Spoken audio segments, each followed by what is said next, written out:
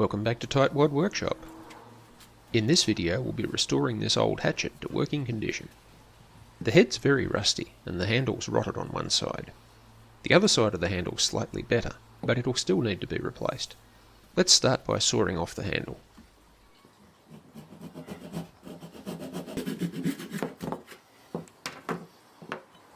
We still need to remove that last piece of handle from the head.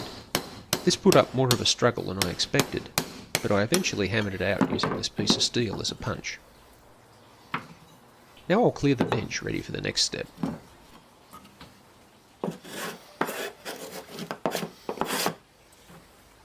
I'll use this fish tank and battery charger to remove the rust from the hatchet's head.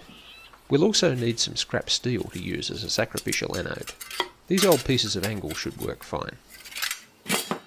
I'll start by drilling holes in the ends of the angle pieces.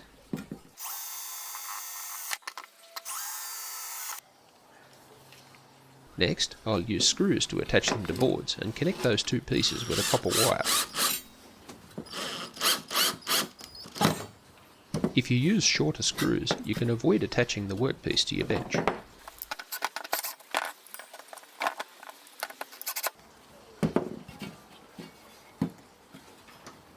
We'll make two of these anode assemblies and they'll fit in the tank like this. Next, I'll use a file to make some shiny spots on the hatchet head. Then we can thread a piece of steel wire through the head and twist it tight against the shiny spots with our pliers.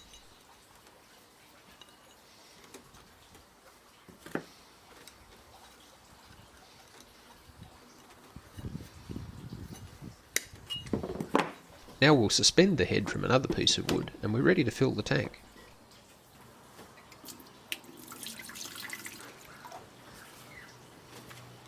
Next I'll connect the power leads from the battery charger.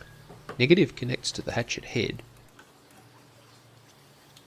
and positive connects to both sets of sacrificial anodes.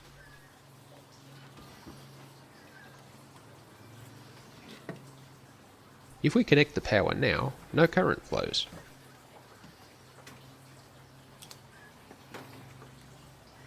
This is because plain water from my tap doesn't conduct electricity. To make the water conductive, I'll add some washing soda. Washing soda is sodium carbonate, Na2CO3.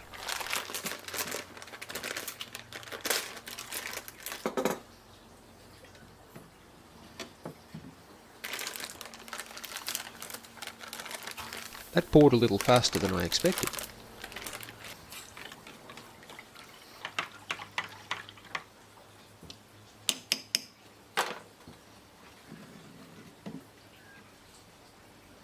Okay, let's try that again.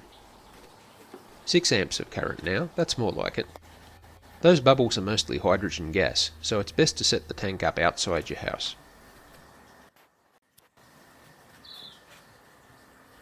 I'll leave that running for 24 hours to do its work. You can see a pile of rust flakes underneath the hatchet head now. That's probably enough electrolysis, so let's cut the power and see how it looks.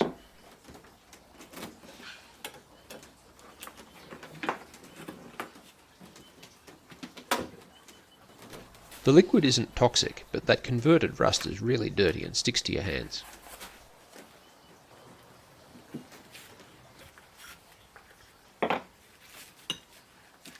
I'll just do a little work with the stainless steel pot scrubber.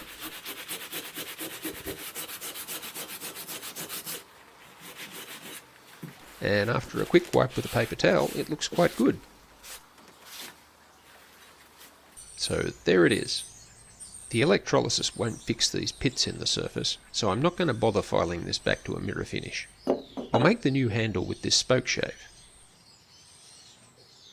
A spokeshave is basically a small plane blade in a frame that lets you cut curves.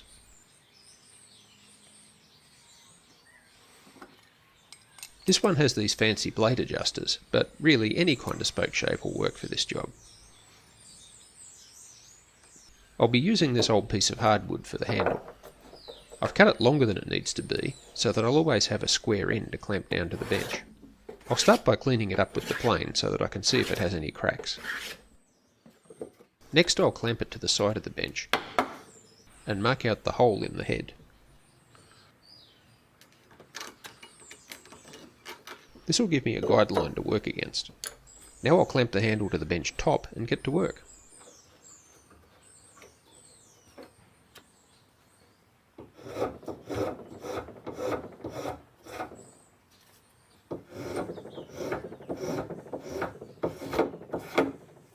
I'll turn the work over before I get down to the line and shave the other side.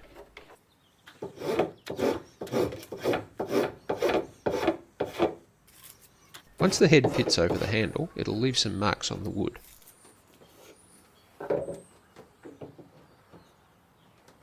These marks show where you need to remove more material. Once the head fits fully, we can start shaping the handle. I'll use the old handle as a pattern. I'll just trace around it with this marker pen.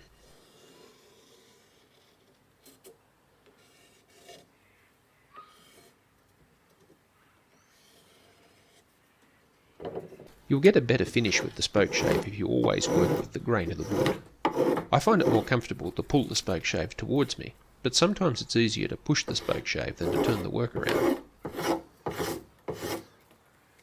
That first cut's looking good, so let's turn the work over and make the second cut. If you leave that square end on the handle, you can clamp it down and overhang the bench quite a bit.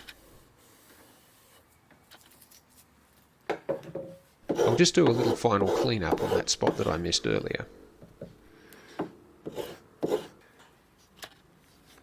I like the feel of that grip, so now we can saw off the extra wood.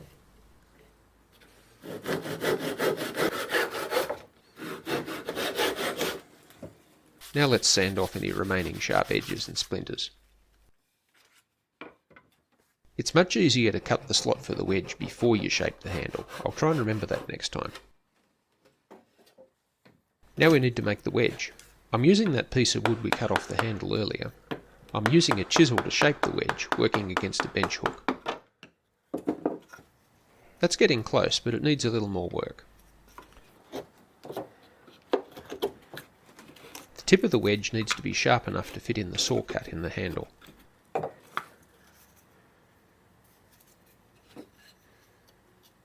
That's now a good thickness, but the wedge is still a little bit too wide.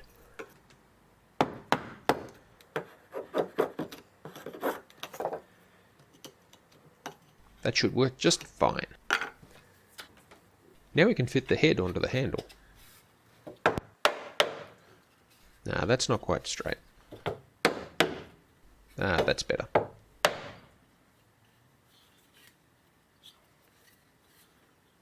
The handle's now tightly fitted at the bottom of the head.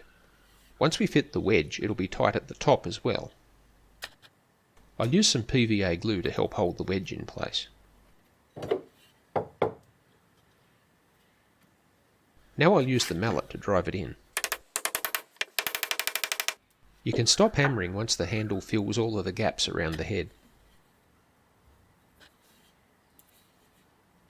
While I'm waiting for the glue to dry, I'll just file a rough cutting edge onto the head. I'll have to file a bit further to get past these pits on the edge. Once the glue's dried, I can saw off the handle to its final length. I'll sand it down to remove the saw marks.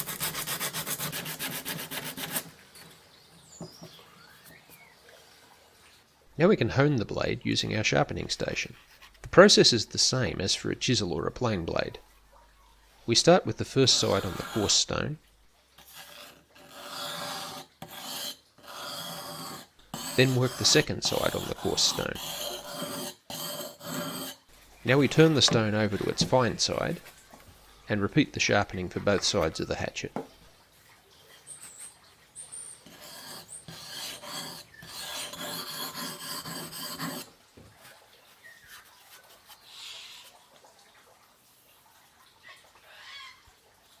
I'll remove the stone to give me some extra clearance on the strop, then I'll vigorously strop both sides to break off the wire edge. It's not really necessary to put a razor edge on a firewood hatchet. My arm hairs are silky and delicate and need an extra sharp blade to shave them off.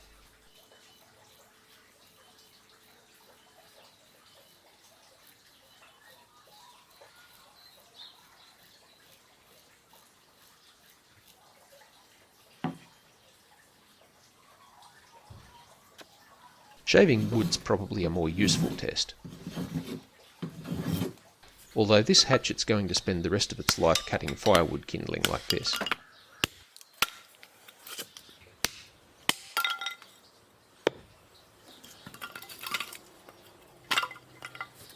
Now that the hatchet's passed its final tests, I'll oil the handle. This ad says toenail cutting in your own home, which seems quite appropriate. I'll be using raw linseed oil to finish the handle. I'll pour a little into this cap and use a paintbrush. This wood's very dry, so the oil soaks right in.